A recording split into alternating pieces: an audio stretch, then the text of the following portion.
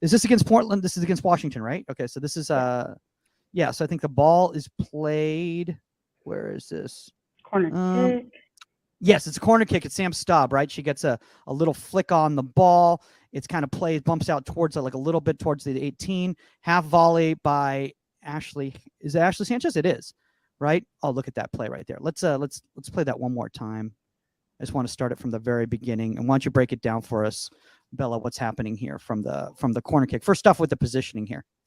Sure. Normal starting positioning for an in-swinger. Yep. Ball's played in swinger. Yep. Can't get Staub to it, gets so a touch. Yeah. Go So ahead. as that ball is coming off Staub's head and kind of getting ready for a second phase, my cue right there is that I have to be ready for a shot at any point because I can't really see. I have a lot in my way. So my cue there is to drop to my goal line so that I can't get looped. And so very, like, a lot of credit to Ashley Sanchez here. She's not really facing the goal, but I've given myself the best chance to get to any shot she has because I'm in the correct position. I'm not in the goal, but on my goal line. My set position looks good. I'm balanced. And so when this loops, I go to tip it. And because it has some bend on it, I have to start reaching, continuing to follow it because it's starting to bend away. And so it kind of twists my body and it looks a little crazy. It goes from one being maybe just a tip over the bar to me having to leave the ground because, like we talked about, that texture comes in and I realize I'm going to have to twist a little bit to push that over. But See, I think the biggest, go ahead. This is a perfect example of what we were talking about getting that energy up through your body, going with two hands, ending up tipping with one, and that energy pulled you off the ground. Like that helped make that save. We see a lot of goalkeepers that will go with their hands too early, and this ball goes through their hand into the top of the net.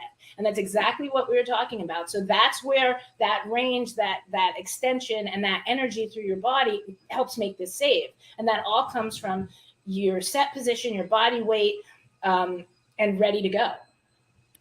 Yeah, I mean, I'm even looking right here, Bella, and like, you know, we're talking about tracking the ball and then not making the action until the final moment. That's right. I have to. I mean, I have to wait because I'm not trying to just let the ball hit my hand. I'm trying to move the ball. Exactly. I'm not just thinking like I think a lot with tipping, a lot of goalkeepers struggle because they lock out too early. It hits their hand, and it'll go into the crossbar, it'll go into the net, or it'll rebound.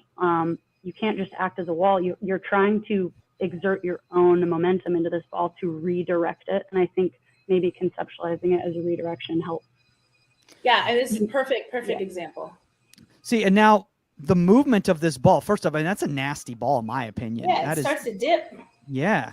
Well, it did. And I think the spin is what made it challenging because I think this is normally just a tip, but because it started to bend at the last second, I had to get a little salmon upstream, you know what I mean, and just get a little bit more push out of it.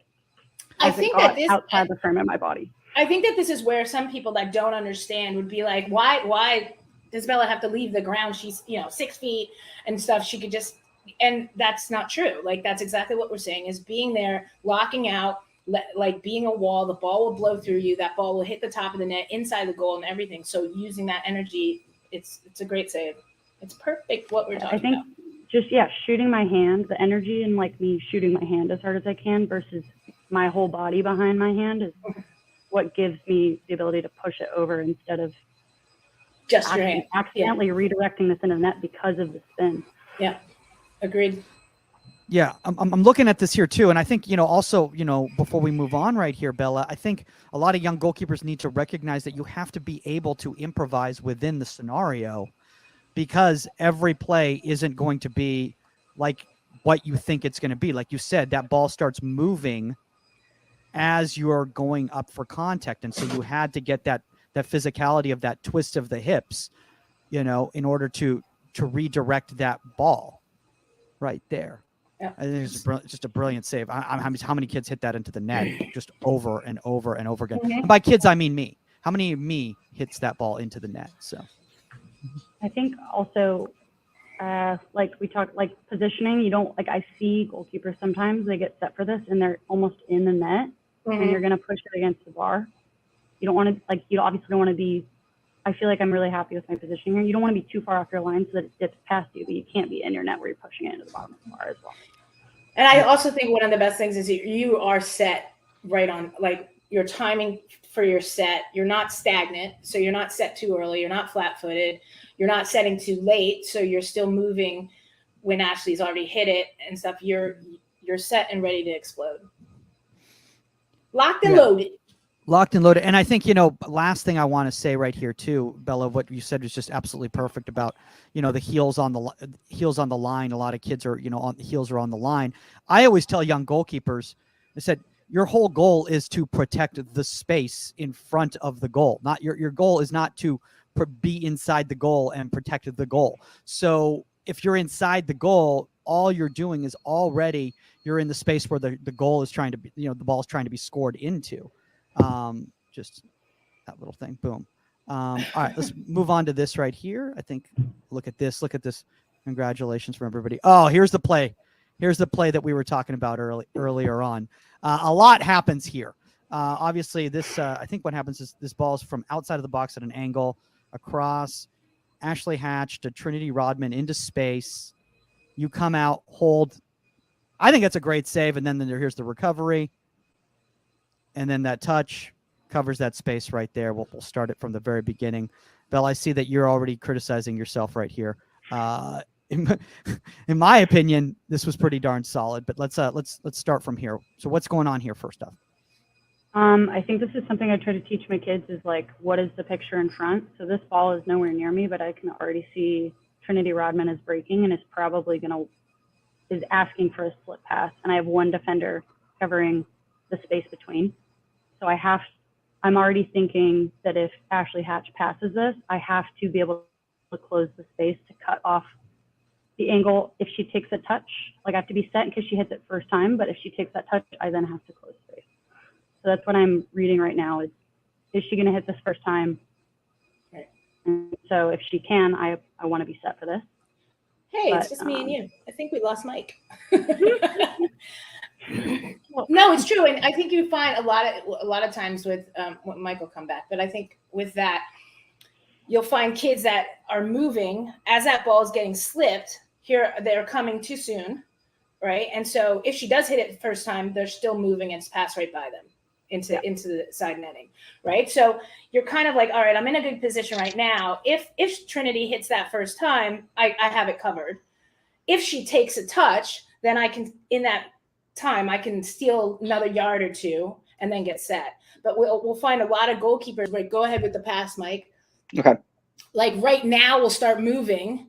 And if she hits it first time, they're moving when she hits it and it's blown by her. So to have that patience and now take a new pre-stretch and set because she's taken the touch, close the angle, and then, and the foot, that's what's closest right now. If you don't go with your foot and you try to get the hand there, that's a goal. Yeah. Oh, absolutely. Completely. I apologize there, guys. I don't know what happened. It's okay. We were talking about you. I disappeared. I just figured that Saskia was just enough's enough with muting me. So I'm just going to kick Mike off the stream right now. No, I love this. Now I want to talk about this part right here because this.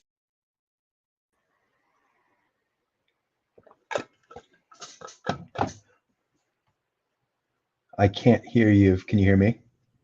Can you hear me now? I can. Perfect. Oh, look at that. How you doing, man? Good, man. Good. It's been a minute. I know, right? How's life? Not too bad. Not too bad. I'm going to try to not be a disaster in men's league tonight. So that'll be fun. Hey, I'll pray for you. Dude, it was like one of those things where like I hadn't played like in a few months. And I'm like, I'll be fine. Like I'm not going to have any issues whatsoever. And then like the speed of play, like the second I got out there, I was like, oh, right. You have to be up to the speed of play. Like everybody else had been playing all summer. And like I hadn't played since like our season had ended. Right. And I'm like, but I've been working out in the gym. It's the same thing. It's like, it's the same thing, right? No. Yeah. Psych. Yeah. I love it. Dude, I literally had, so one ball was hit. It's a good league. The level's good. Yeah. Ex-college, ex-pro. It's a good level. But one shot was hit And I was so lazy because like it was moving right at me. I'm like, well, I'm just going to catch a simple handle. And then the ball moves at the last minute.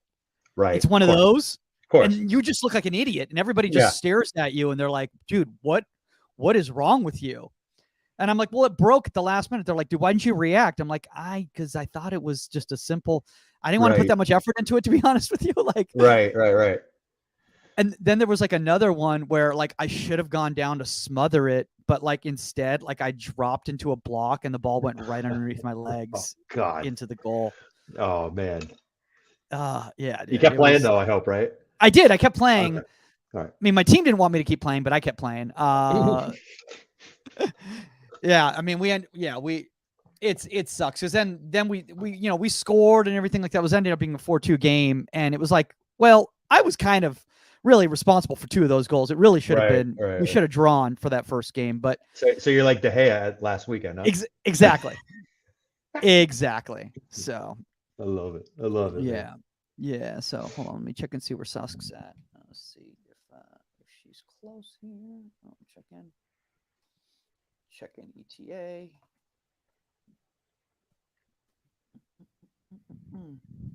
All right. All right, guys, if you're tuning into this right now, we are going to start in a couple minutes right here. This is the one and only Cody Laurendi, former Puerto Rican national team, OKC Energy, now agent to the stars. Yeah, from your lips to God's ears. Exactly. Exactly. All right. Yep. All right, she says 2 minutes. All right, cool. All right. Shout out to Dave Curley, first-time watcher from Australia. Love the discussion. Thank you so much. We will be starting, like I said, in a couple minutes right here. I'm going to get the brand going here. I'm going to throw this up there so people, I'm going to take this off the screen so that's hidden.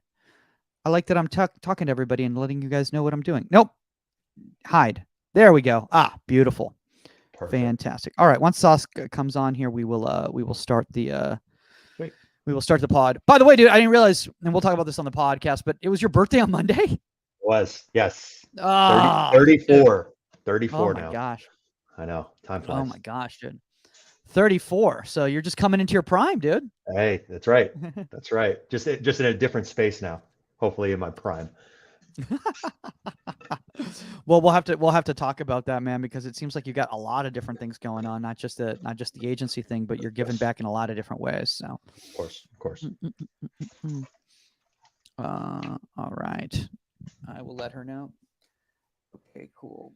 We will start the music, and you can join when you are good. All right, cool. All right, so let's get this. Oh, nope, there she is. Never mind. She's right there. So, can you hear us, Saskia? Saskia, how are you? I'm good. Good to see you, Cody. Likewise. I'm throwing like things to my hometown today. Okay. All right. Here we go.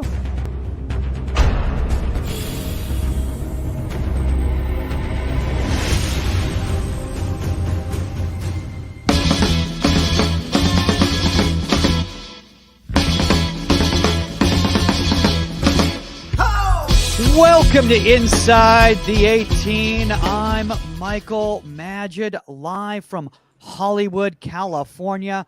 With me, you know her as one of the co-owners of Angel City Football Club, the one and only 99 World Cup winner, Saskia Weber, and repping Princeton, New Jersey as well. Absolutely, hometown girl.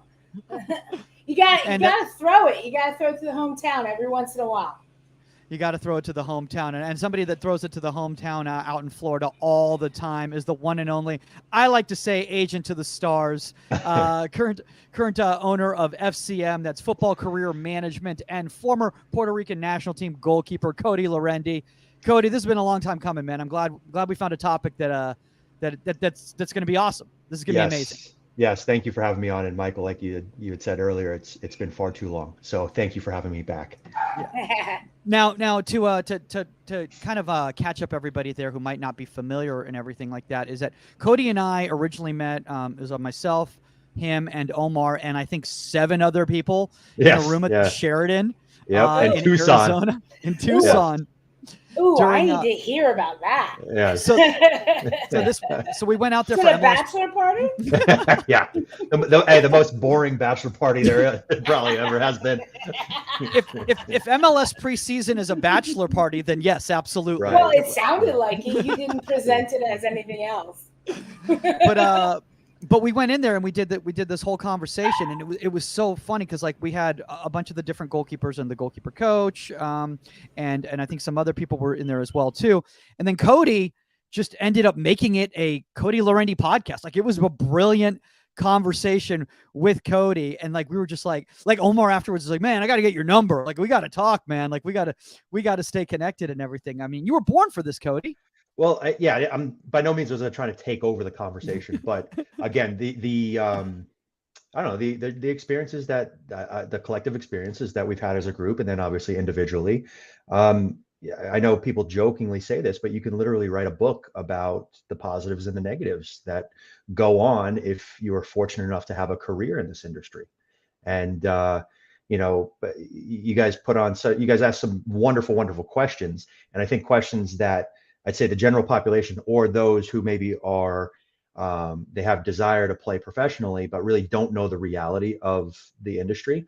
I think I was able to provide some good, I'd say, feedback. Yeah, no, and I think one of the things that was really cool is like you did a podcast. I think it was with Omar during the quarantine. Saskia, he did in regards to like handling injuries and coming back from injuries and everything. And Saskia, I know that's something that you had to deal with in your career as well too. And a lot of these younger goalkeepers don't recognize how important it is for them to maintain their body if they want a long career like a Cody or yourself. Yeah, absolutely. I get a lot of questions from young parents that are like, what would you have done different? What would you? I was like, do yoga. Right. I'm like, stretch, just stretch. Yes. And they laugh at me, but I'm like, I'm serious actually, because my career ended with a massive herniated disc, and something that would have it took me 2 years to come back for, just with rehab, and that was at the end of my career in my 30s and stuff, and so there's so many questions lined up, period. Yeah. But if you ask me that one, yoga. There you go. That's a great start as well. That is a great start. Yeah. And by the way, Cody, feel free to step in anytime if you have anything that you want to add on right here. But I do want to add on this to what Saskia was saying right there in regards to the yoga, is that, for people who are not familiar with Cody Laurendi's career, and you got to watch some of these highlights. I mean, we'll watch some of the highlights during the show today, but you're what we call a well-structured young man. I mean, you're a big dude. Yeah. And how massive was it for you to do things like yoga and flexibility work so that you didn't just constantly get injured because you were get slammed into people constantly over and over again?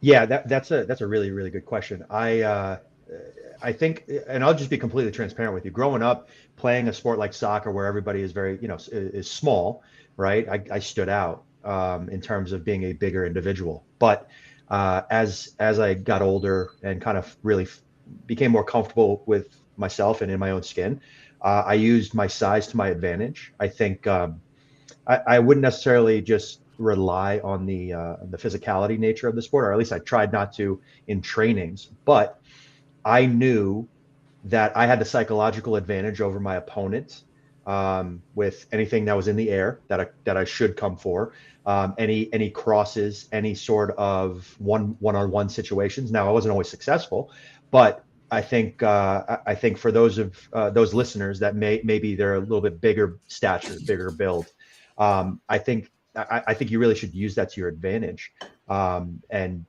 train like anybody else, if you will, but know that there's aspects of your game that you can really, really dominate the opposition with, just simply with your size.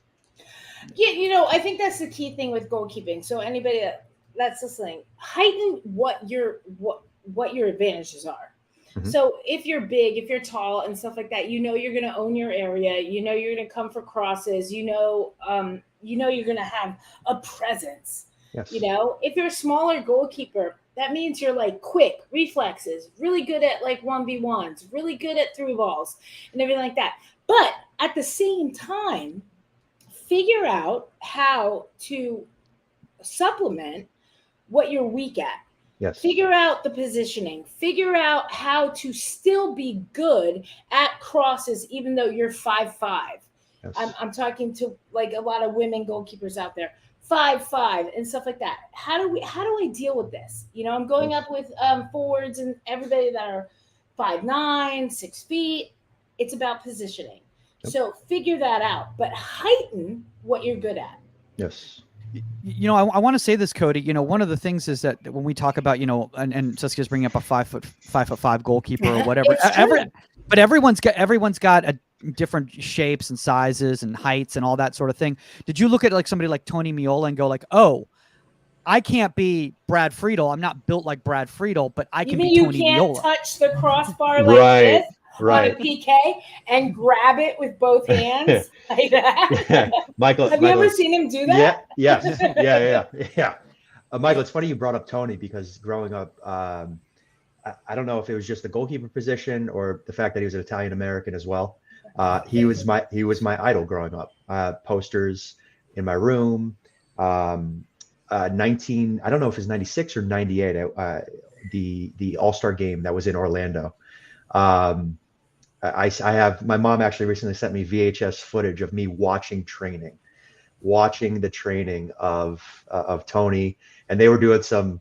Well, the drills that they were doing would date them if you know, where like somebody's jumping over somebody and Saskia probably did these. You did these, right? Tony's a Jersey goalkeeper. Right. Don't even get me started. Right. Tony and I are friends, so yes, it's in the water. Right. So, yes, of course. Diving over somebody, over barrels, Yep. whatever it was. Yep. I think it was Tony and I think it was Zach Thornton.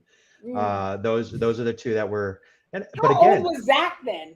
That's a good question. He had to be like 15. That's a good question. I'm not sure, but getting back to that size conversation, I'm seeing these two individuals that are doing what I want to do one day, and I'm like, okay, somebody representative of me is doing it at an extremely high level. So it kind of gave me a boost of confidence when I was like, I don't know, I must have been 12 years of age.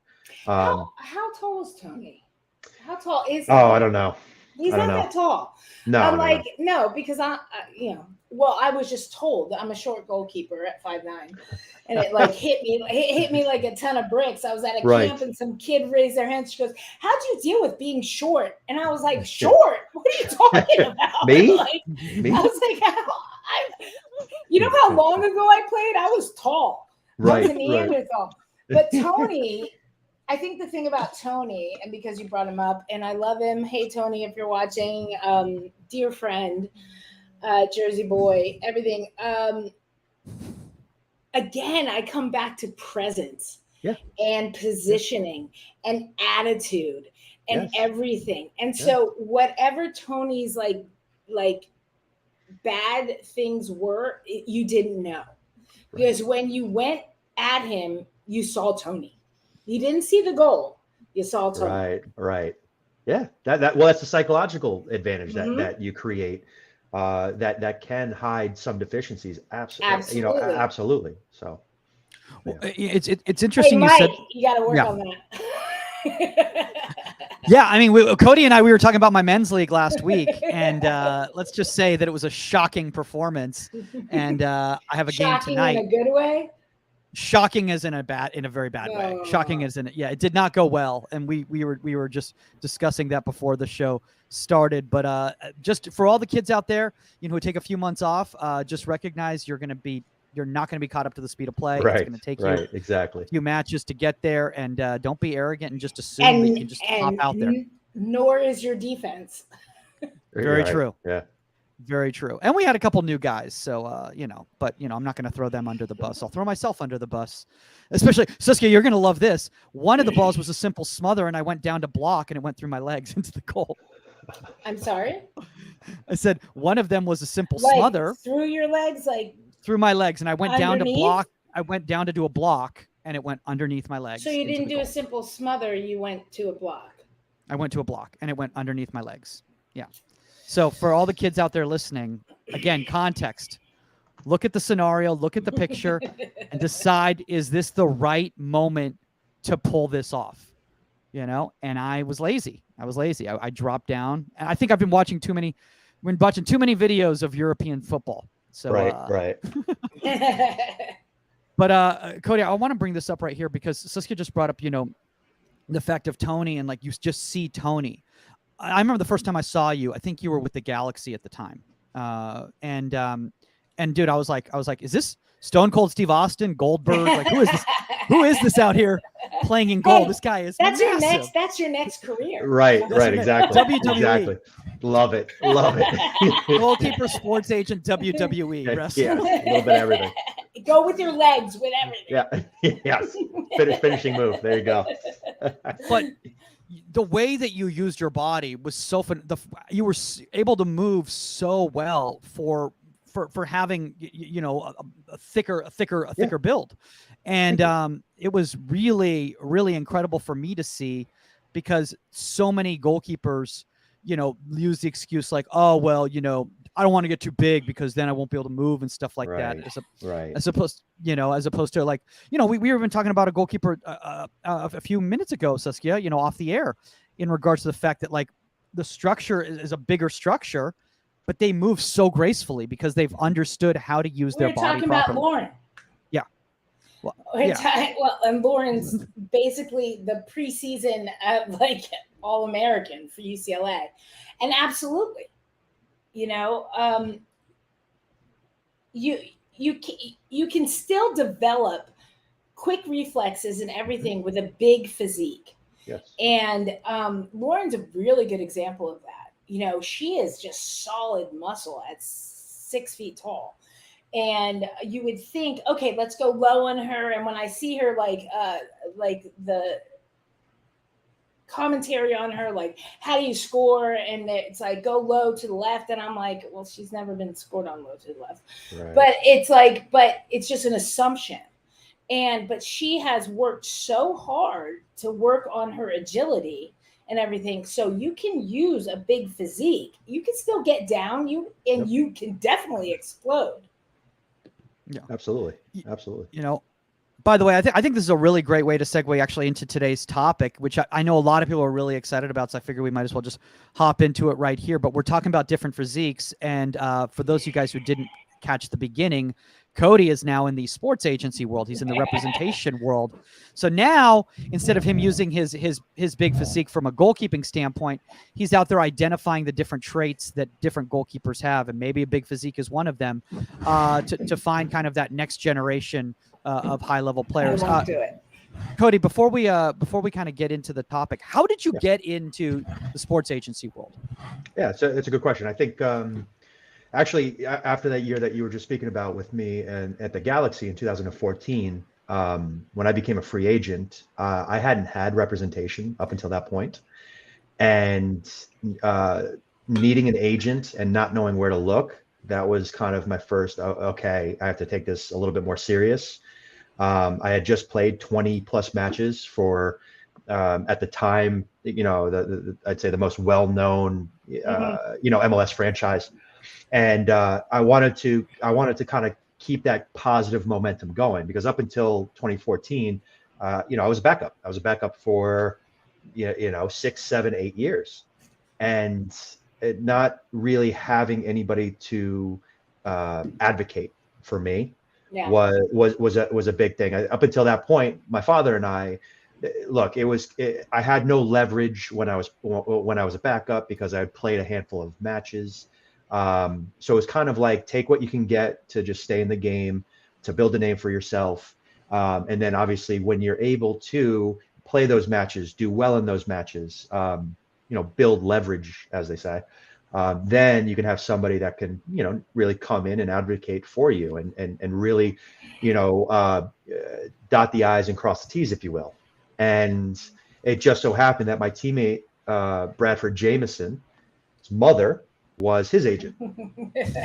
And His mom was his agent. his mom was his Love agent. it. Yes. And Wow. her name, Danica Jameson, who I absolutely adore. She treated me as if I was one of her own. Was my agent from 2014 to when I retired in 21. And she was great. And she was great with making sure it wasn't just, all right, this is your monthly salary. No, it was, hey, zero out of pocket expense when it comes to living. Let's get you bonuses for starts, clean sheets. She advocated for you. Exactly. And as a player, look, you can't fault players for being naive, right? They just all they're singularly They focused. just want to play. And you should be that way. I get it, because I was there recently, and you should be singularly focused on the task at hand, because that's you have to be. But it's imperative, and this is not it's not a sell here. This is the reality of it. You need somebody who is able to advocate for you behind the scenes, because while it's a wonderful endeavor to play professional athletics, it is a business. Yeah. And they're not, once the production of what you can do for the team starts slowing down, they are looking to replace, right? And you have to keep that in mind.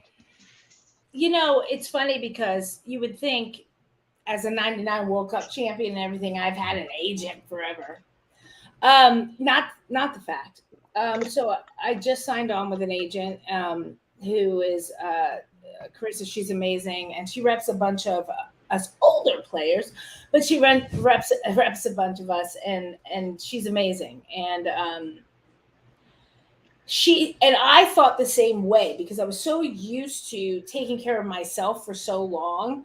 Yes. And not realizing the ins and outs, and not realizing how people were taking advantage of me. Mm-hmm.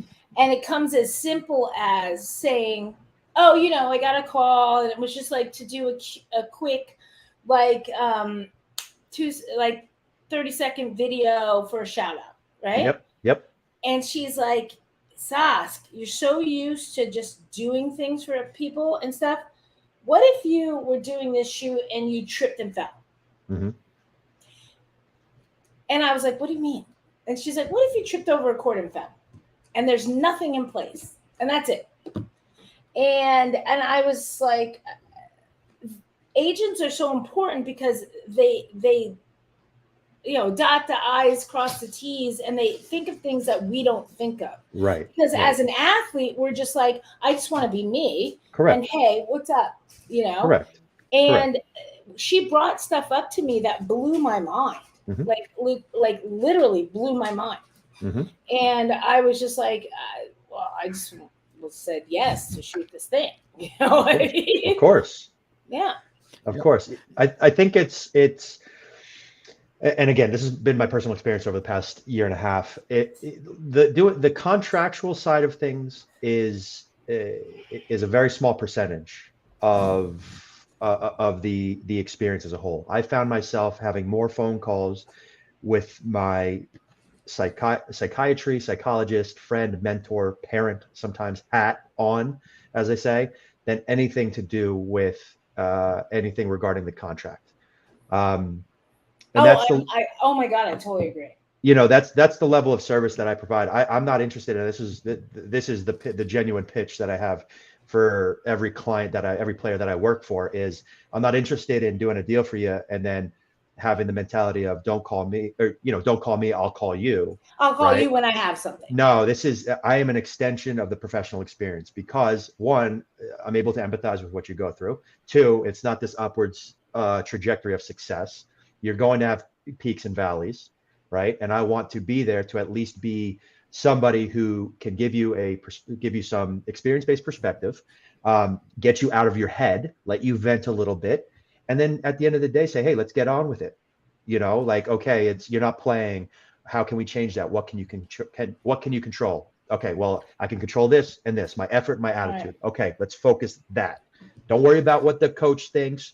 Don't worry about what this player is doing. Don't worry about X, Y, and Z, right? Continue to focus on what you can focus on. I am here. I back you 100%, and things will get better, right? And I think that is sorely needed. That is like, and I say the good agents, the ones the good agents out there, they're therapists. It's like being a hairdresser. You know? Yeah, no, you're you spot had on.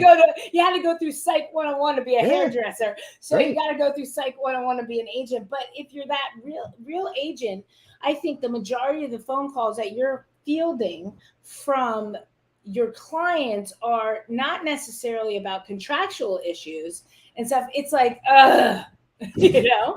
Yes, yeah, exactly. And I think to kind of turn this back on from a goalkeeper's perspective, I think we are uniquely qualified to be the best advocates for others because we have developed over years of successes and failures and empathy that I don't believe field players, and I specifically strikers, specifically the selfish, players that have to be selfish, right?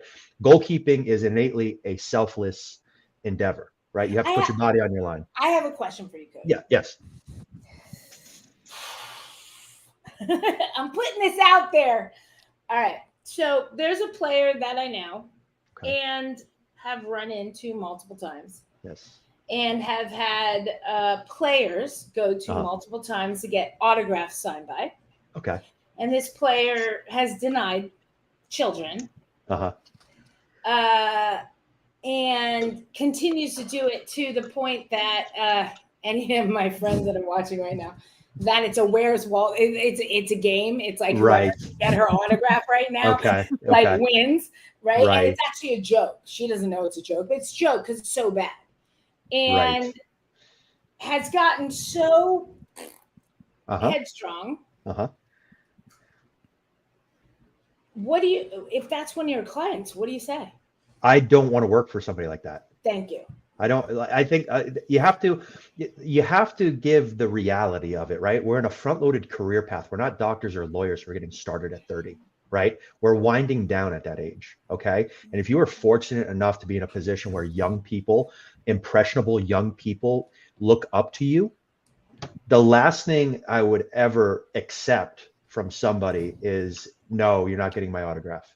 What message does that send to the next generation? Well, and I think for me specifically as a woman and as a 99 World Cup soccer champion, we prided ourselves on grassroots. We used to have to be pulled off of the stadium fields by security because we wanted to sign every single autograph and meet every single little kid that was out there. Yes. And so when you see the evolution and I run into a player like this that has this attitude, and I'm like, take a step back and see where you came from. See what gave you the platform to be where you're at. And have some humility. The humility is because it can literally go away like Mike's like gonna text me like, who are you talking about? No. I know who you're talking about. I think you've told me about this person. It doesn't. Look, I mean, you see, like from personal experience, right? I'll just without name dropping to name drop. I've seen Robbie Keane. I've seen Landon Donovan. I've seen Carlos Bocanegra. Those people that have had success after success after success bring people in, right? Absolutely. And thank you for supporting us, or taking a photo, or taking a picture. I mean, Carlos Bocanegra spoke to me in 2014 like we've known each other forever. Right. Well, but you have to remember that soccer is not an A-level sport in America.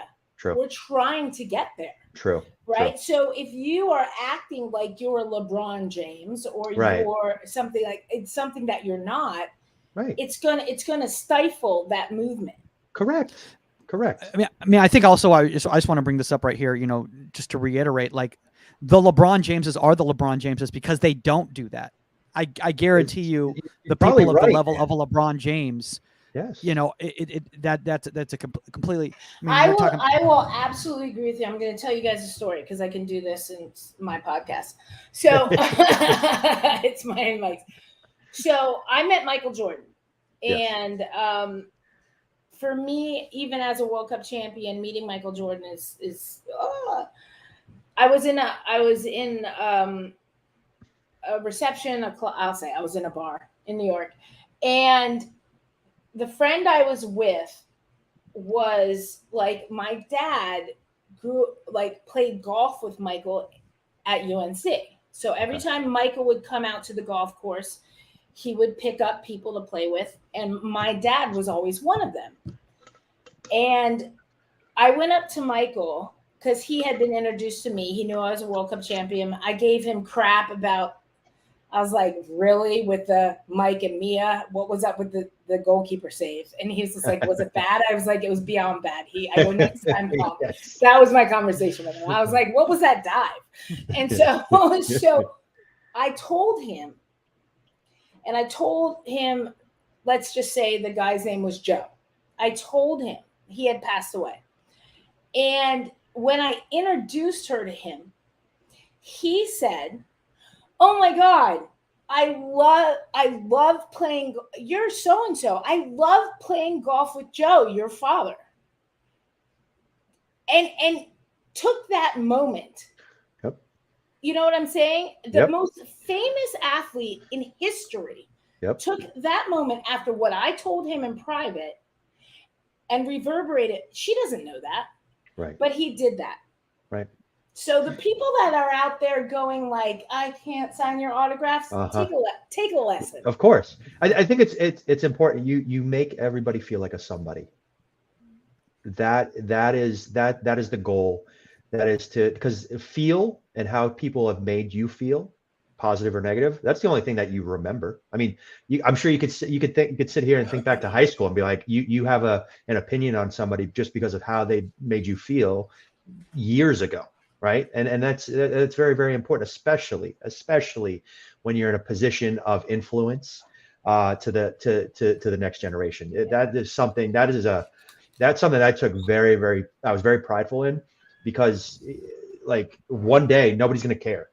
You know what I'm saying? Like, that's exactly right. And I actually said that to Shannon the other day. I go, and I said it to actually my World Cup teammate Tish. I go, what's going to happen when nobody cares? Right. You're going to sit back and think about how you didn't sign autographs, how you didn't do this. And you're going to be like, does anybody want my autograph? Right. You know, like the day will come and it'll hit you like a freight train. Correct. Cody, I got a question for you. As somebody, because obviously there are, and shout out to anybody out there in the representation world who weren't professional players, but is there a little different level of understanding when you're bringing up a young player, because you've kind of been through it as well, and you were that person who was signing autographs and doing personal appearances and cutting the ribbon at the supermarket entrance and all those sorts of things. So like, it's not concept to you, so you're a little bit more, it's more visceral, so you can say like, look, I can tell you when I made this decision or when I saw somebody else make this decision, what the repercussions were. Oh yeah. Like observing, you're in a locker room setting most of the year with 20 plus other individuals, so you're constantly observing. You're observing positive characteristics of individuals, and of course negative characteristics. And I just I wanted to, again, there's many ways you can lead. One of the ways you can lead is by example. Absolutely. And I think those, how I looked at it, especially in terms of like my last 5 years, Oklahoma City, because I would do a ton of coaching in the community, and I would equate it to the same hands that I would kick a volley into on a Wednesday evening are the same high fives that I'm giving post-match on a Saturday. Right. And you build up a tremendous amount of goodwill within the community. You have people that support you, right? That will come and they'll spend their hard-earned money to watch you at your craft. And that's if they have a young person, if they have a young daughter or a young son that are looking up to you, that's extremely rare to begin with. And I took the utmost pride in being able to positively impact a young person, or any person for that matter, by just either spending time, letting them know that I'm appreciative of that they've come out to support me and the team, coaching, teaching, paying it forward. That's all I care about. That comes back to the humility. Right. Exactly. And as an agent, you want to have an agent that understands what you're going through and where you've been. Right. And that is, it's amazing, because that's when you can have those real conversations. I was at the game on Sunday for Angel City, and Simone Charlie went down, and 22,000 people started chanting Charlie. Oh, wow. And I can tell you that I have played in World Cups. I have played everywhere, pro, everything. That's the first time I've ever heard that. And Simone got up, and the look on her face was such humility and such appreciation. Mm-hmm. And she went like this, and she goes, "Oh my God." And the whole stadium, Charlie, Charlie, Charlie. And I'm getting goosebumps right now. Yeah, of course. But that's the type of person that I want to mentor my kids. That's the type of person, if I was an agent, I want to represent. Correct. Because they understand the platform that they have, and the influence that comes along with that. I got a question, Cody. Kind of, talking about an identification and scouting and everything. Yeah. Things are getting a little bit crazy now with representation. When Saskia and I, we were talking about this off the air in regards to, and my thing is, my thing that worries me, and what I'm referring to is, for those of you guys who are unfamiliar, is the NIL. That's not just in college now, but it's also in the youth game, starting to come in. Mm-hmm. Is that I'm really worried, because Saskia and I, we were talking about this, about children who aren't fully developed people yet, signing contracts, and then now they're contractually obligated to keep doing something that right now is just an activity that may lead to something.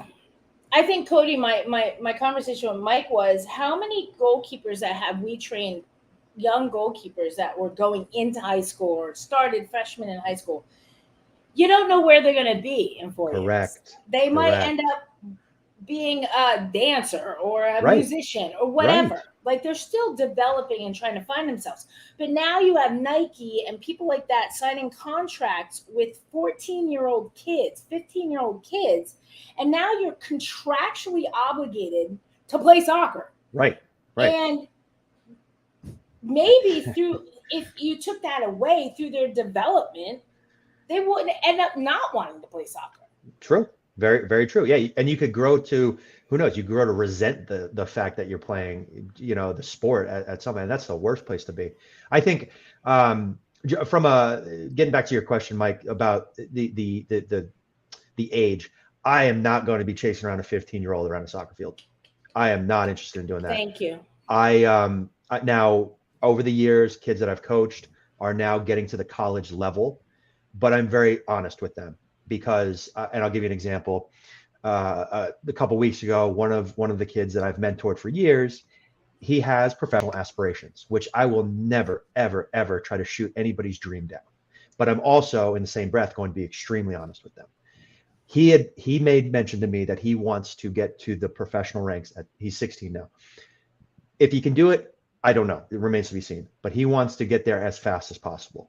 And as soon as he said that, I stopped the conversation. I said, look, this is not something that you can rush, right? Mm-hmm. It has to happen on its own terms. You put the work in, you could set yourself up for the chance. But to think that you're going to get there, it's got to happen immediately at 16 or 17 years of age, or I'm considered a failure. It's like, whoa. So I am extremely, extremely hesitant and honestly concerned about this next generation. A couple things. One, they're going to arrive early and unprepared, right? And two, it is no longer youth soccer where you hop back in the car with mom and dad and everything will be okay. This is how people put food on their table for their families. You cost us a game. How do you deal with that? And if you do not, you may be the most talented physically, but if you're not emotionally mature, that is the quickest way to failure that there is. Freddie, you do. Yeah, but Freddie, at least Freddie made the money he made. Now it's not, but my point, but I agree with you. And my point being is, this is where we get into a weird situation with soccer specifically. Right. Because when you have young players that look at what's going on in Europe, and everything and say, okay, you're in the Manchester United Academy when you're born. Right. And so by the time you're 13 or 14, you've already signed a pro contract and this and that and the other. And I think that for companies to Yes. put the pressure on American kids That's true. when we don't have that infrastructure, Very true. that's not how we bring up soccer players. That's Correct. not our infrastructure. It's one thing if you do it to a Man U kid that's been there and you know that by 13, Barcelona's looking at them and so on and so forth. That's a different story. These Right. are kids playing in club, playing in ECNL.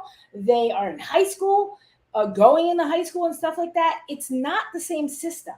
That's very true. That is very true. And from a UK standpoint, you're told yes or no at like 15, right? Exactly. Right. So and culturally, the emphasis has from an English standpoint, it's not necessarily on education, right? Oh, not at all. And I've had these teammates, Saskia, I'm sure you've had these teammates, right? Who they come over and they have an 8th grade reading level.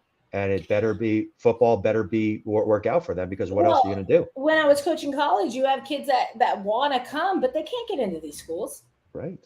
Because they've grown up in academies and stuff like that. And you want to go to a UCLA and stuff like that. Right. You want to go to a Princeton, you want to go to a Rutgers and stuff like that. These are some of the greatest schools in the world. Mm-hmm. You have to have the academics. Right. And I think that my point being is that I understand what you're like 17-year-old saying, 16-year-old saying, yes. But he has to understand the structure that he's in. You're not in England. Yes, so you're not washed up at 17 in the United States. Right. Yeah, that is true. I mean, mindset... Mike, you might have been, but hey, he's got a men's league game. All right. Yeah, I've got a men's league game tonight. You gotta keep me focused and in a confident mindset. Okay. Yes, I need Dan Abrahams right now. What's going on? Mike, be big. Yes, you got this. You got this, man. Yeah, no, I think everybody kind of, and again, maybe it's generational, but it's everybody wants it like that, and that's not what this is, right? Especially as a goalkeeper. Like, you can realistically play till you're 40. I would never advise people to let's go now. It's got to happen now. No, you can have goals. You could want to get to, the destination, but you also have to understand it's going to take time, and it's not sweeping changes overnight. It's more incremental progress. And I tell the players that I work for, same thing, incremental progress. Absolutely. Especially goalkeepers. Yeah. So I want to throw this up here right now, Cody. I want to show, a little bit of some demos of some different clients. I thought it'd be fun because there's a lot of people out there, and honestly, a lot of parents and coaches out there. I think the representation world is very foreign to them. They don't know how to properly help their son or daughter find the right representation or the right environment or whatever is the case. And especially now with the NIL, it's all over the place.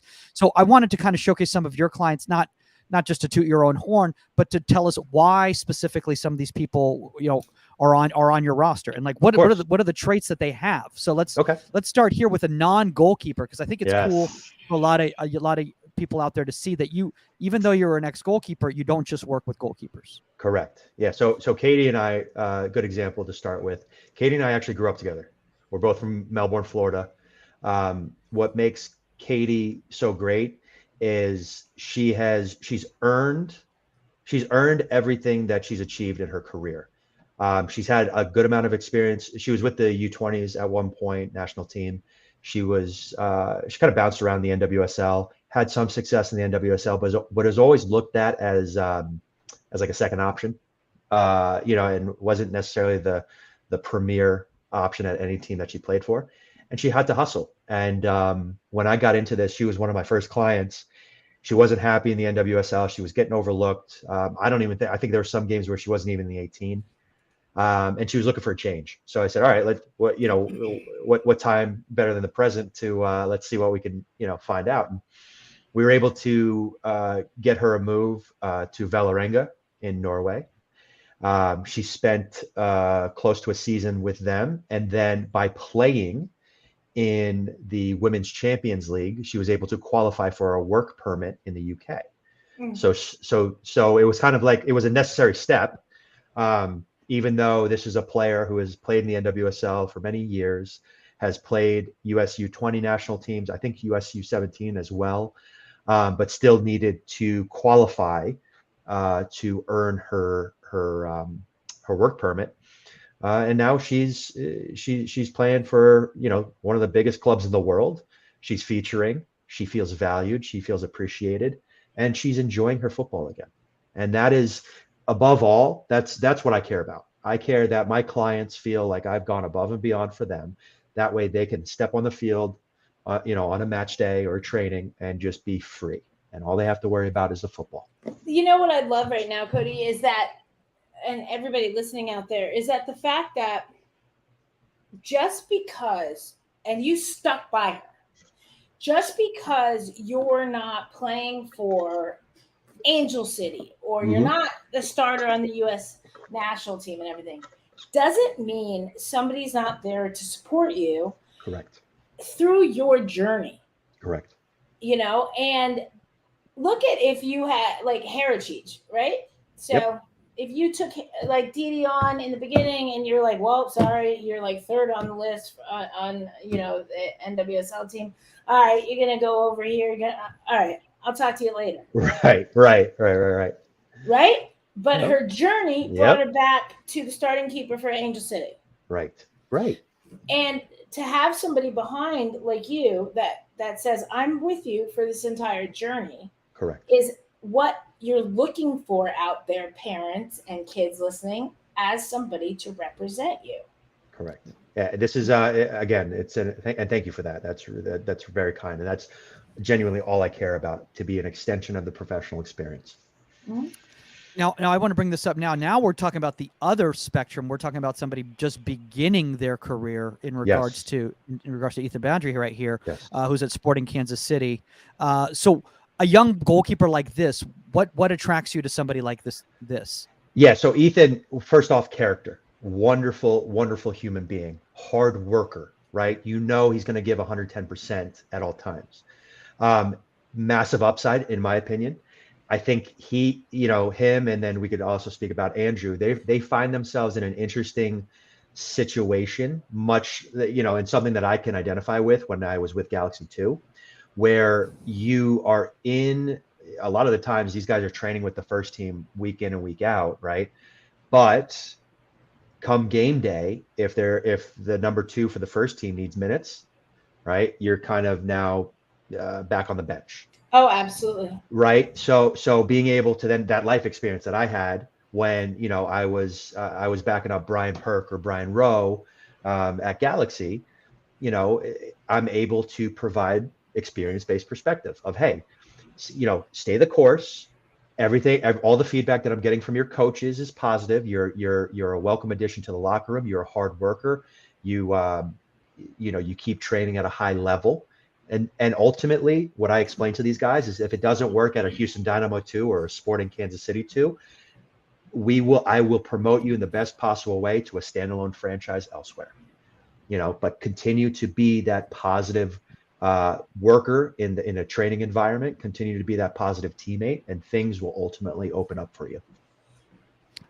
I love what you were just saying right there. In regards to that, because like it is definitely a difficult thing to comprehend as a young goalkeeper in that type of environment, right? Because you want the reps, but at the same time, the reason that the first team backup is coming down is because they also need the reps. Correct. So don't go ahead, Saskia. Listen, we all know I'm like the most famous number 2 goalkeeper in history.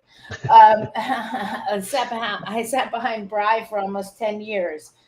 Part of that came with every time there was not a major tournament, so like a friendly or something, Tony and Anton, then Tony would bring in a young goalkeeper to test them out with the team. Mm-hmm. So I'd get left home. Then every major tournament, World Cups, this, that, the other, Saskia's on the table. Right. How do you deal with that? Like, how did I deal with that? I mean, I'm still standing. I'm drinking Red Bull.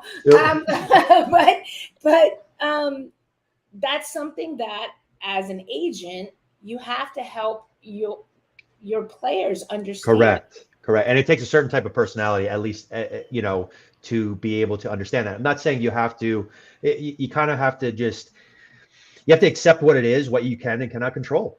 Right. Exactly. And we all know the football soccer world is 1 degree of separation. Right. So if it's not going to happen here, hey, if a coach really liked what you brought to the table in 2021, who knows, maybe in 2023 they get a head coaching job somewhere, an assistant coaching job somewhere. Right, exactly. And they're able to say, hey, here's my short list and here's who I want. And who knows, maybe your name is on there. That's how this works. Yeah. So. And for me, it was never, you're not fit. You're not doing this right. You're not doing that right. It's just, hey, we're going to bring up a young keeper. Well, I can't get younger. Right. Yeah, exactly. You can't control that. I can't control that, but what I could control is me. But to have somebody in my corner, of course, talking to me about this, absolutely, would have been great. I want to show this right now because we've just showcased the very high level environments. We're talking about Liverpool, and then obviously in an MLS second team system, getting room for the first team. Mm-hmm. Now I want to showcase another type of client that you have, and that's the one playing on an independent professional team that is not affiliated directly with a first division, club. And a lot of young goalkeepers out there, they aspire to play for, LAFC or, Manchester United or whatever. Or and Angel City. Or Angel City. Or Angel City. Exactly. But they don't recognize the fact that there's in both the men and women's games, there are these independent clubs in lower divisions that can be real great springboards to get you an opportunity to play at those higher levels. Correct. And I think it's important for people to realize most football in the world is lower division football. Absolutely. Right. So you can be, again, getting back to, I'm not shooting down anybody's dreams, but the reality is what the reality is, right? Very few and far between get to become a professional at any level. So I don't view, I don't see Hugo's a good example, right? For the Charleston Battery. They're one of they're a very successful club in quote unquote lower division soccer. Now, he has an opportunity to come in and really get minutes, whereas maybe at other clubs, okay, he's on an MLS roster, but he's sitting the bench. Well, what good does that do for your career, right? As a goalkeeper, it's my opinion that you have, especially at an MLS level, you have 2 years, and if you don't have any film within those 2 years, I mean, without playing a game, the odds are not in your favor to sign another contract somewhere else. So I am always advocating to go to the place where you have the best opportunity to play, to develop, and keeping the ego in check, I should say, not viewing things through the lens of, oh, I play for this, I'm so-and-so and I play for an MLS team. Well, no, you actually sit the bench. Whereas if you drop down a level, right? If you drop down a level, you can literally get minutes, grow, get to know who you are as a person, as a player, as a teammate, all these things. I take that stance 10 times out of 10. Yeah. Go ahead, Seth. No, and the dogs agree apparently. So yeah, but that comes back to what we talked about. It comes back to Didi. It comes back to players that have gone, Claudio Reyna, gone and played for Celtic. Yeah. Like not that Celtic's anything wrong. Celtic's amazing, but I think they might be joining the Premier League. But just so you know. But if they get released, but that's another story. But the point is doing what you have to do. And kids out there that are listening and parents, it's not just, I want to play for Man United. Correct. How do you get there? They're stepping stones. Correct. And if you have to be humble enough to take those steps. Correct. And those steps might lead you to Norway or Japan or, wherever. Correct. But they'll get you there. And if you're humble enough to say, I'm going to take these stepping stones, you just might get there. But if you're arrogant, you won't. And I'm going to tell you right now, if you're arrogant and think I can jump from Princeton, New Jersey, ECNL team, and I'm going to play for Manchester United, it's not going to happen. Right. So unless you're Freddie Adu. So Right. No, or, you're or unless you're Tony Miller. Tony Miller, yeah.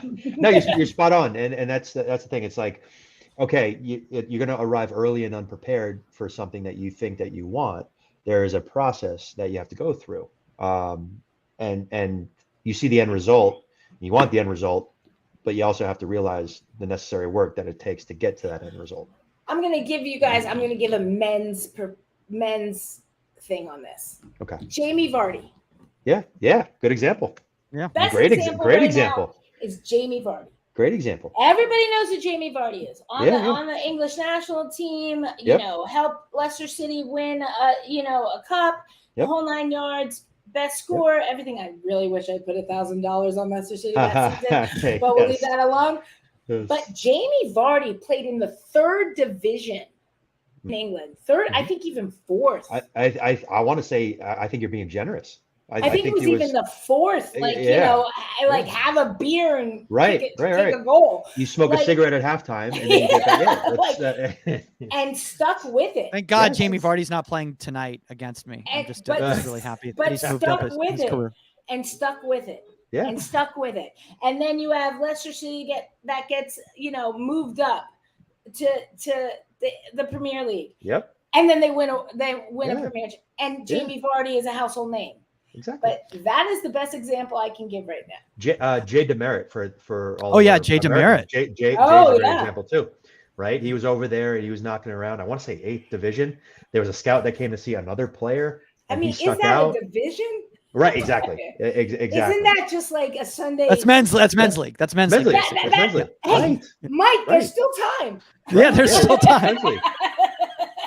No, but that's the point, the overriding point, if you will, is everybody's path is different. It is never going to be what you think it is in your head, right? And you have to be open to wherever opportunity may take you. Like Sas said, Japan, Norway, some obscure town in Belgium, speaking from personal experience. So like but you have to be open to it. You can't kind of turn your nose up at it and say, no, I'm above this opportunity. No way. Because then what's going to happen is time is going to move on. It's going to pass you by, and then you're going to be stuck with I wish I woulda, shoulda, coulda. Right. And that's a terrible, terrible place to be. Right. Look, the bottom line is if you're sitting on a bench, you're not getting games. Correct. You're not going to move. Correct. And so if you can find a way, if it's in that obscure town in Belgium, if it's in the 8th division with Jamie Vardy next to you, if it's whatever it is, if you're getting playing time, you'll be seen. Correct. It's just like, if you can't find time, at the elite clubs, guys, you need to move down to those lower tier teams like Manchester United. Like that's what you need to Oh my God! Where apparently everybody's dumping all their players at Manchester United now. Yeah, that's the word.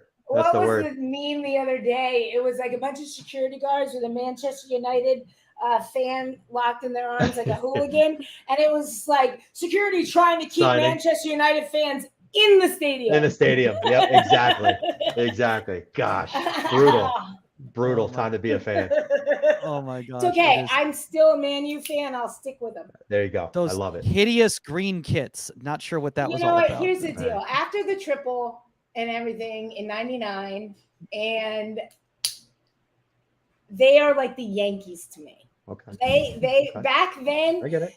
It could be the 91st minute, extra time, down 2, and they still might win the game. And that was back then. Right. So I long for those days again, just like I do with the Yankees, but I long for those games again. Of course. I want to bring this up right here because in a non-biased way, Cody, I think this would be a lot of fun right now. Now that you're a sports agent, let's take this young goalkeeper right here. This young goalkeeper who's moving up the ranks right there may or may not be built like a WWE wrestler, and tell us what you see that you go, oh, you know what, I'd like to take a conversation, because again, off the field, like you were talking about, is so important to you on like what this person's as a human being. But on the field first, what about this goalkeeper would tell you, oh, you know what? I know how to sell this goalkeeper. I know what to do. First off, look at that distribution. Yeah, that's number one. Thank you. Thank you. Well, I would say, okay, he's got the confidence to play that, right? It's a tight area. And look, I mean, we lost possession there, so I can be critical of myself. Maybe I shouldn't have played that one or played it deeper. He's playing at the international level. I think that's that's something that. Are you kidding me? Why didn't you just shoot? That, if my mom was your mom, she would have been like, just shoot it. Well, for those of you guys listening right now and not watching, please come and watch watch the vodcast as well too, because Cody Laurendi just literally hit a ball, I think 120 yards. You're too kind, Michael. You're too kind. You're too kind. I think you could have. Dude, you look like you should have been in Game of Thrones. He's the mountain. He's the mountain. Look at him. I know. You're like, what's his name? Like, well, I was Khal Drogo a couple years ago. For Halloween. Exactly. You're Yes. Drogo. Yes. You're Jason Momoa. In gold. Thank you. Oh, now this one, the surface itself just brings back, I'd say nightmares, but the end result was bad turf. Oh, it's terrible. But the end result it fills me with joy, because that was my 100th game for the Energy. Oh, nice. And I got to give a special shout out to Michael. You've met him. Sask, one day I hope you meet this gentleman. Alexis Vizarellis was my goalkeeper coach. He is now working as the interim goalkeeper coach for OU women's soccer, while their goalkeeper coach is away for the U20 World Cup. Oklahoma. Yeah. But Lex and Michael's met him before.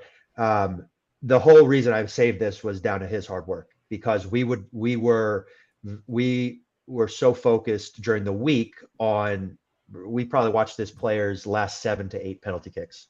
But regardless, he's going side netting low. You still get that big paw down. It's got pace on it, so you can know all day long where he's going. True, you're right. But special shout out. Thank you. Yes, I'll take the compliment. Thank you. I'm like, maybe there's a dragon behind you or something. I don't know. Cody, as an agent, does something like this impress you at all, or is this kind of icing on the cake? Look, I from a goalkeeper perspective, it's my opinion that you're not supposed to save penalty kicks, right? You're trying to do your best here. This is educated guessing, because these players are so talented at disguising which way they're going, disguising the speed of which they're playing. It doesn't take much to throw your balance off with their run up. I think that's icing on the cake. Look, I think you have a couple different types of goalkeepers, ones that can win you the game or ones that can keep you in the game. I like that. I pride myself as somebody who could I'm stealing that. I got you. Yeah. But I think it's important to tell, especially from a goalkeeper's perspective. Don't look, the ones that are hit top stanch, that's football sometimes, right? Save what you're supposed to save, and you're going to have a long career. Because the psychological aspect of it is, I got to save everything. That's not realistic, right? That's part of the game, is getting scored on, right? Can you limit mistakes and save the ones that you're supposed to save? No, and absolutely. The bottom line is, I don't care if you get beat far upper side netting. Right. Like, I'm not judging you on that. I'm judging you on if your distribution gave the ball away in the midfield. And what led up to that? And that led to you getting scored on upper side netting. I'm judging I'm judging those things. Upper side netting. I just said this after the Angels City game. Pick the ball up after Aaron McLeod. I was like, sometimes you just got to pick the ball up. Exactly. And I said, but then we can go back and say, was there enough pressure on the ball? Were you out of position and stuff like that? At the end of the day, it was a great strike. Right. Exactly. But what led up to it? Yeah. You're spot on. So I have a question, Cody. So right now we're seeing this play right here. Nice. Those of you guys are listening on audio right here. This is also a little bit of a just kind of fun, because I want to kind of showcase a little bit of Cody's work here. But this is a close header. This is a whip ball in. It looks like it's an in swinger right around the 6, flicked off real quick reaction to push off right there. That type of thing, I think personally, if I'm a coach, I'm excited about that. I would assume you as representation would be like, oh, this is a player that doesn't get rattled in a moment like this. This is somebody that could have a career at the at the professional level. Right, exactly. So you look at the mental makeup, and that is the most important, right? Where, okay, can you deal with all the outside influence, like the crowd noise, if you will, especially if you're playing away from home, right, where you get every 4-letter word under the sun thrown at you for 90 plus minutes, right? Can you perform under pressure? But not can you just perform under pressure? Can you exude the confidence, the presence, if you will, and can you make your back four, your back three, your back five, whatever you're playing with, can you make your teammates feel comfortable and confident within within the team setup? Because as soon as you are able to allow them or make them feel comfortable, you're going to get the best version of them, right? Yes. If they in their mind are like, oh, I don't know, basically we got to cover the goalkeeper because we don't know what the end result's going to be. We don't know what kind of goalkeeper we're going to get today. That's a difficult place to be as a goalkeeper, being able to affect the outcome. Your presence is undeniable. Look at that. Undeniable. If there's a class on how to be present in a goal and make anybody see the goalkeeper and not the goal around them. Thank you. Thank you so much. You're welcome. Look at this ball. This ball's bending inside. I'll tell you if I think. Trust me, I'll be like, Cody, you were too far near post. Like, what the hell was that? Like, trust me. But apparently, Mike picked all your greatest saves. Yeah, right. Thanks, Mike. Yeah, we're gonna wrap up in a couple minutes right here. But Cody, I do want to bring this up, and I love, Saskia, what you said in regards to being in the moment, being attentive, being focused, because I think a lot of young goalkeepers need to see this, and I'm sure as representation, this is something that you can share with people about how important it is to stay focused the entire match, not be thinking about the outside, situations. But this ball's bending inside right here. It takes a deflection, and because you're still tracking the ball and not overplaying, like I've already got the ball coming in, right, you're able to react and deal with that. A lot of goalkeepers will let that go through because they were so focused on that ball, and they're like, oh, it's already you're assuming, and a lot of goalkeepers give up. Right. Mm-hmm. Yeah, I was expecting for it to be, one of a basket catch, if you will, right? Because I'm thinking all I see peripherally is, and again, I think it's important if you can rewind it to like two clips. So scanning now, getting a picture of what's around you now, seeing I have the numerical advantage. Okay. But that really, like, where is this player that's running, making this near post run? Where is he going to run generally? He's probably going to try to screen me.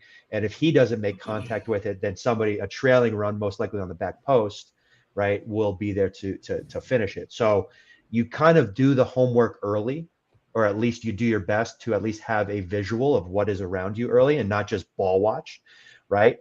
And then obviously when he takes that first touch, all right, head down, he's either striking it, so I'm in a decent spot to save it, or if he's going to whip it, which you see his hips are now whipped around the ball, all right, I got to prepare myself because it's going to take a deflection, or if it doesn't take a deflection, can I put myself in a situation to at least slow down the trajectory of the ball?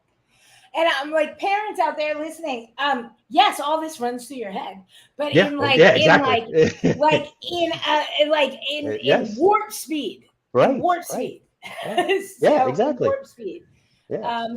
And God, you take up the goal. So a point. So Scott, you brought up a good point about the mental side of it.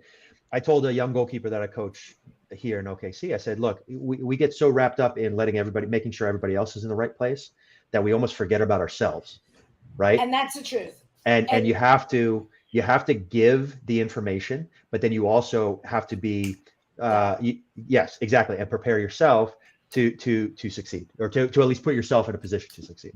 And I see that a lot with young goalkeepers and even college goalkeepers and stuff, where I love you, Hannah. I'm just going to call you out right now. Hannah's so intent on organizing and everything like that. I'm like, hey, by the way, pick the ball out of the net. Yes, right. Exactly. I'm like, I'm Exactly. glad you organized everybody, but the ball's in the back of the net What's right now. the end? Yeah, Because keeping there's the end there's result. gotta be a point.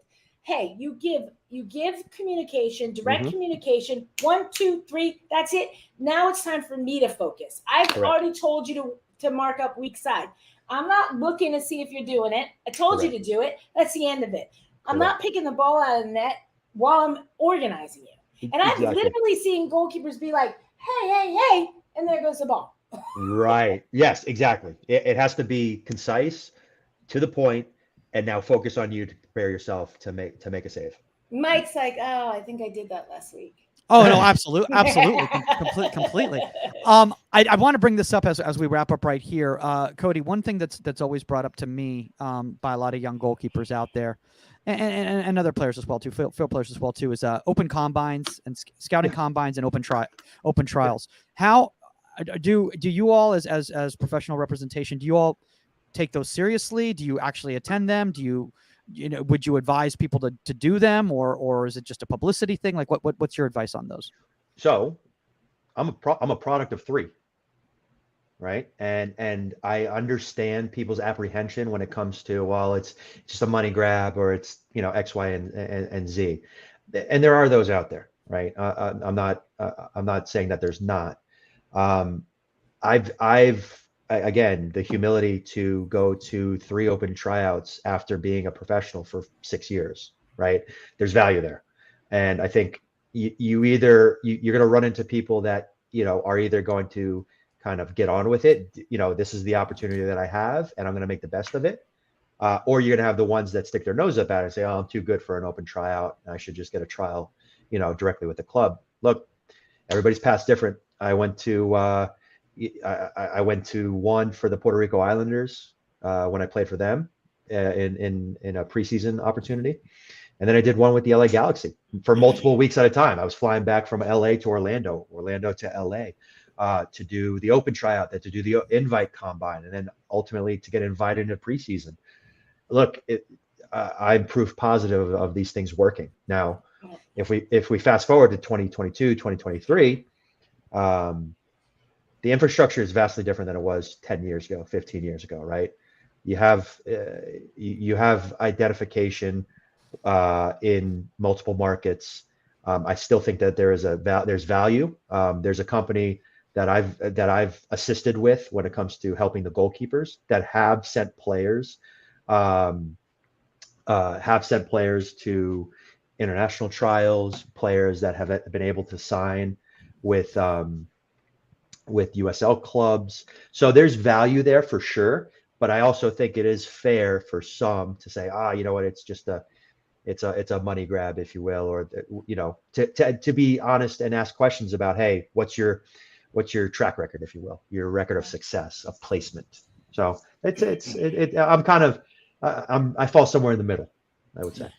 I think for me on the college level and stuff like that, with recruits and everything, well, I'm not in college anymore, but I always look for the random obscure one.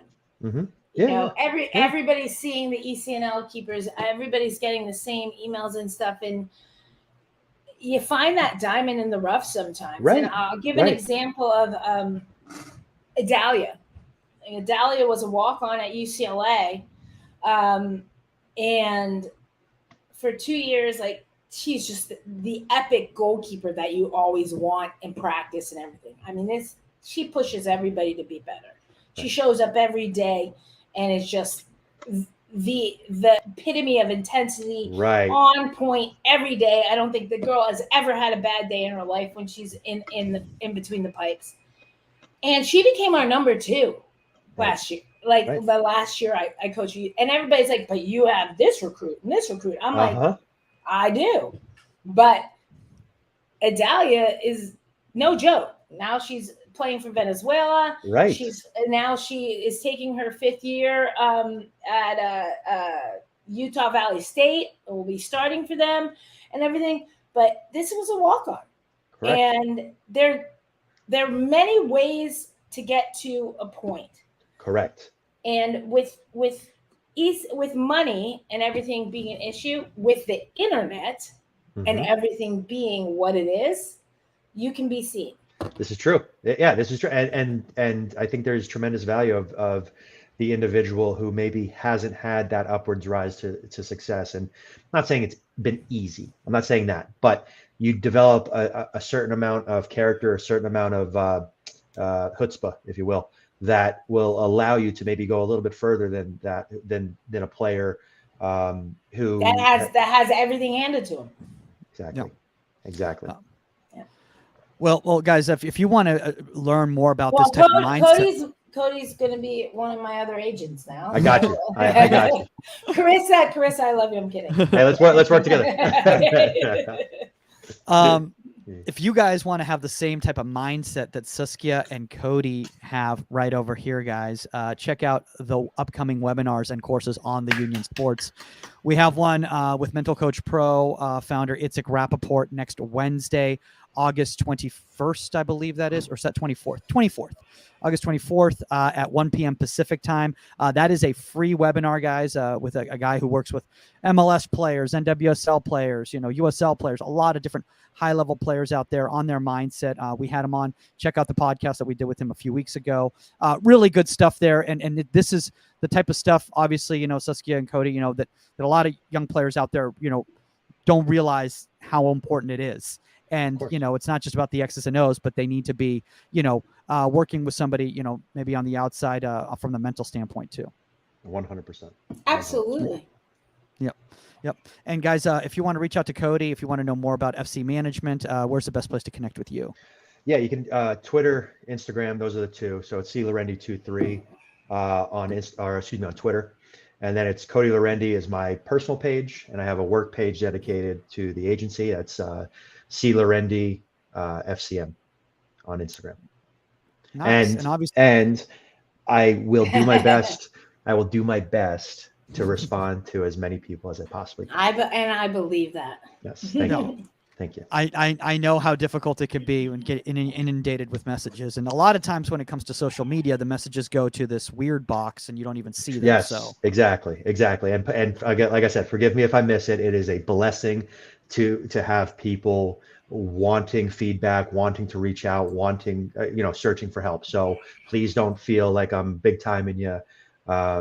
As we all know, life gets kind of hectic from time to time. Yeah.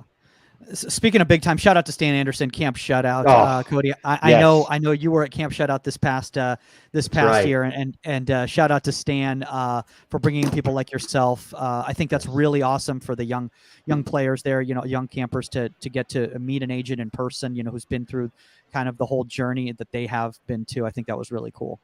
Stan, that was, if you're listening, thank you so much for the opportunity. I hope I'm involved. Hey Stan, where was my invite? I'm not big enough for Stan, apparently. He sent me. I think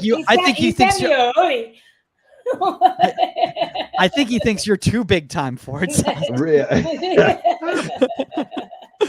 Oh my gosh. Well, guys, if you want to reach out to us directly, it's contact at insidethe18media.com or at Goalkeeper Podcast on all socials, especially the Union. Really start trying to DM us on the Union, guys. We're really checking our Union account as much as possible. And if you have a guest suggestion or topic suggestion, make sure you're signing up for the Union, guys. We got that one link. It's at the very beginning of all of this stuff right over here. It is right there. Look at that, Union Sports Community. Free place to educate, engage, and entertain the entire community, guys. That is all the time on Inside the 18. Good luck tonight. Yeah, oh my gosh, I'm gonna have to talk about it next week and see how I do. I need video. I feel like, I mean, hey, you know what? Maybe I'll bring the tripod out there. And I'm actually a little worried what's going to happen if I film it. Cody, stay in touch, all right? Absolutely. I'm going to send you a follow right now. I love it. For sure, guys. All right, guys. That's all the time on Inside the 18, and we are out. Later, guys.